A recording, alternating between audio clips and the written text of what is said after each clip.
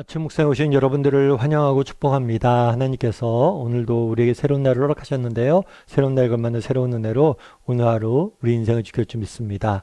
오늘은 하늘에서 오시니 라는 제목을 가지고 요한복음 3장 31절부터 36절까지 말씀을 좀 살펴봤으면 좋겠습니다. 우리 31절 말씀 같이 한번 읽어볼까요? 위로부터 오시는 이는 만물 위에 계시고 땅에서 난 이는 땅에 속하여 땅에 속한 것을 말하느니라. 하늘로부터 오시는 이는 만물 위에 계시나니. 예. 31절에 보면 예수님에 대한 소개가 나옵니다. 그래서 예수님에 대해서 어떻게 소개하고 있냐면 위로부터 오시는 이, 하늘로부터 오시는 이 라고 표현해요. 이 표현에서 우리가 먼저 알 수 있는 건 뭐냐면 하늘, 예수님 먼저 위에 하늘에 있었다는 거죠. 계셨다는 거예요. 하늘에 존재했다는 거예요. 그럼 하늘에 존재했다, 하늘에 있었다, 위에 있었다라는 표현은 무엇일까요? 이건 단순히 공간적인 의미가 아니에요.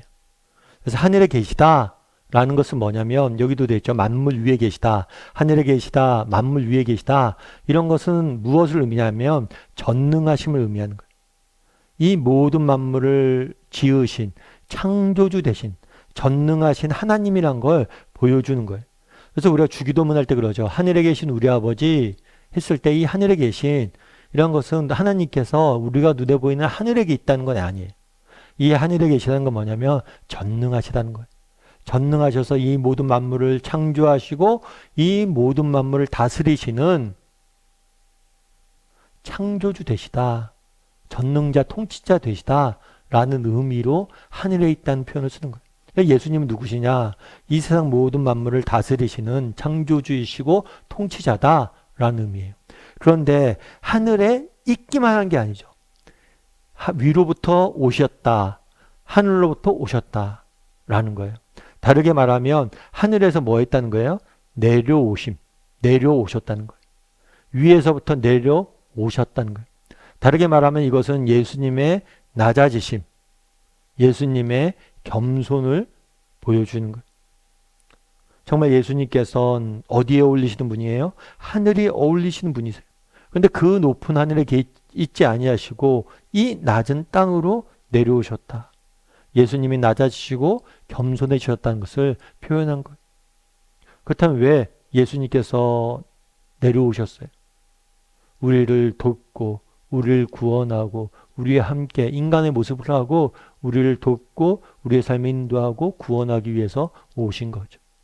여러분 예전에 모가디슈라는 영화가 개봉된 적이 있어요. 이 영화는 실화를 바탕으로 한 영화예요.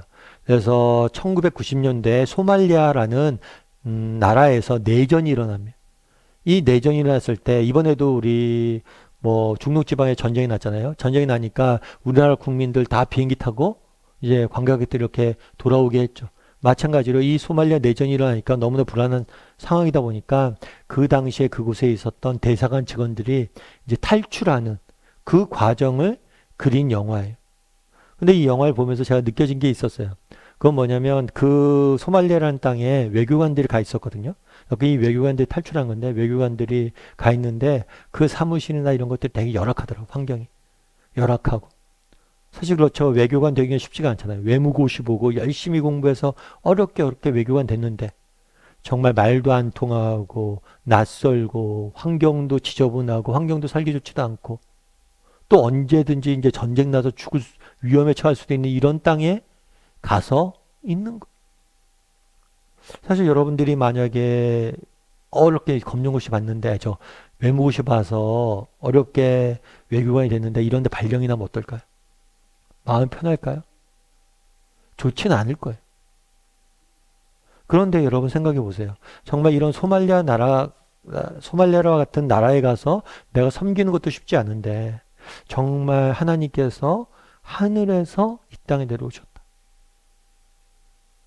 정말 하늘 모든 보잘드리고 정말 삶과 죽음과 아픔과 눈물과 이런 것들 하나도 경험하신 안 하신 분이 이 땅에 오시는 게 그러니까 하늘에서 오셨다. 우리는 인간이기 때문에 예수님 인간이 되셨다. 이 땅에 오셨다. 우리는 땅에 살기 때문에 이 땅에 오셨다. 이런 것에서 큰 의미를 안 둡니다.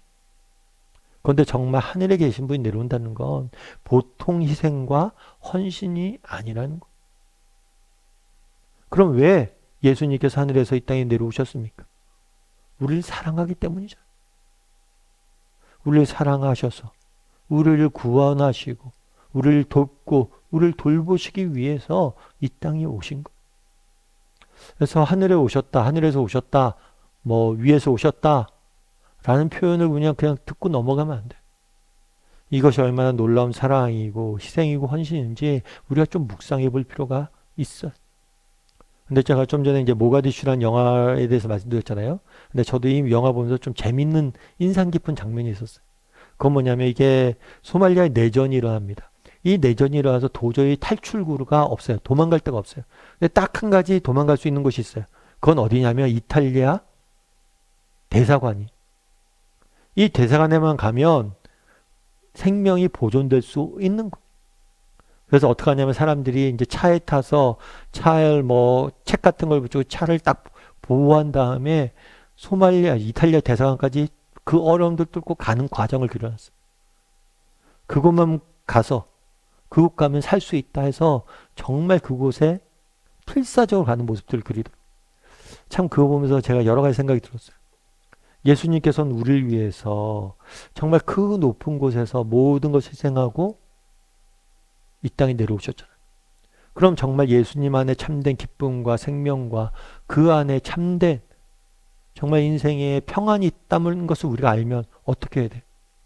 정말 우리도 그곳을 향해서 마치 이탈리아 대사관을 향해 달려가는 이 사람들처럼 목숨을 걸고 예수님에게 나가야 된다. 그런데 예수님께서 그 높은 하늘에서 모든 것을 버리고 이 땅에 내려왔는데 우리는 그분에게 그렇게 목숨을 걸고 나가지 않는다. 그분께 나아가면, 그분을 만나면, 그분이 정말 우리 인생을 도우시고 돌보시고 우리 인생 가운데 역사하실 텐데 그분 앞에 나아가지 않는 거. 그러니까 못 맛보는 거죠, 그 은혜를. 그래서 예수님이 이 땅에 내려오시는 그 열심, 그것에 비해서 우리는 얼마나 예수님을 향해 나아가는 열심이 있는가. 정말 저곳이 이탈리아 대사관에 가면 생명이 있다. 저곳에 하면 정말 내가 살아날 수 있다. 그건 목숨을 걸고 우리가 가잖아요. 어떤 희생을 치러서. 근데 우리는 예수님에게 그렇게 나아가고 있나요? 예수님을 찾고 있나요? 예수님 앞에 나아가고 있나요? 우리가 돌아봐야 된다는 거예요. 예수님은 오셨는데 우리도 그분에게 나아가지 않는 게 문제라는 거예요.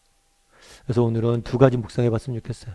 뭘 묵상하냐면 첫 번째는 예수님이 이 땅에 오셨다는 사실, 그것이 얼마나 큰 은혜이고 사랑이고 희생인지 다시 한번 돌아보는 시간이 되었으면 좋겠고, 또 한 가지, 나는 그렇다면 예수님은 그 높은 보좌에서 버리고 나에게 오셨는데 나는 그분에게 얼마나 나아가고 있는가. 매일의 삶 가운데 얼마나 그분에게 나아가고 그분에게 아뢰고 그분을 정말 찾고 정말 그분 안에 참된 모든 인생의 문제 해결이 있다.